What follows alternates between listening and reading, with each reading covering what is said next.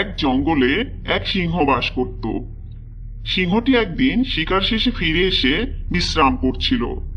বিশ্রাম করতে করতে সে একসময় ঘুমিয়ে পড়ল। সেই জঙ্গলে একটি ছোট ইঁদুরও বাস করত। ইঁদুরটি খেলতে খেলতে সে ঘুমন্ত সিংহের গায়ের উপর উঠে খেলতে লাগলো। খেলতে খেলতে সে সিংহের নাকের উপর খেলতে শুরু করলো। ঠিক তখনই সিংহের ঘুম ভেঙে গেল। সিংহ তখন চোখ খুলে দেখলো একটি ছোট ইঁদুর তার নাকের উপর খেলা করছে।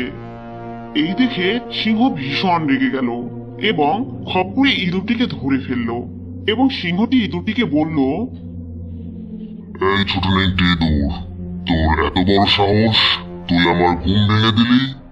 আজকে তোকে মেরেই ফেলবো। ইঁদুর তখন খুব ভয় পেয়ে বলল, হুজুর হুজুর, দয়া করে আমাকে মারবেন না। আমার খুব ভুল হয়ে গেছে, আমায় ছেড়ে দিন।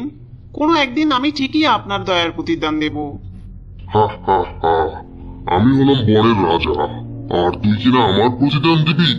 যা, তোকে ছেড়েই দিলাম, দেখি তুই কিভাবে আমার প্রতিদান দিস। এই বলে সিংহ ইঁদুরটিকে ছেড়ে দিল এবং ইঁদুরটি সেখান থেকে চলে গেল। এর কিছুদিন পরে সিংহটি একজন শিকারীর জালের মধ্যে আটকা পড়ল। সে তখন জীবন বাঁচানোর জন্য জোরে জোরে গর্জন করতে আরম্ভ করলো। তার গর্জন শুনে চিনতে পেরে সেই ইঁদুর তখন সিংহের কাছে এসে হাজির হলো। সিংহকে জালে আটকা রেখে সে বলল, হুজুর, আপনি আমাকে একটু সময় দিন, আমি আমার দাঁত দিয়ে জাল কেটে আপনাকে মুক্ত করছি। আর তখনই ইঁদুরটি কুটকুট করে তার ধারালো দাঁত দিয়ে জালের দড়ি কেটে সিংহকে মুক্ত করল। ইঁদুরের এই সাহায্য পেয়ে সিংহ অবাক হয়ে গেল এবং সে ইঁদুরকে বলল, তুই সত্যিই আমার প্রকৃত বন্ধু। তুই আমার উপকারের কথা মনে রেখেছিস এবং তার প্রতিদান দিয়েছিস। ইঁদুর তখন সিংহকে বলল, হুজুর, আপনি যেদিন আমার প্রতিদান দেওয়ার কথায় উপহাস করেছিলেন, আজ দেখলেন তো বিপদের সময় একটি ইঁদুরও সিংহের উপকারে আসতে পারে। এই পৃথিবীতে কেউই তুচ্ছ নয়।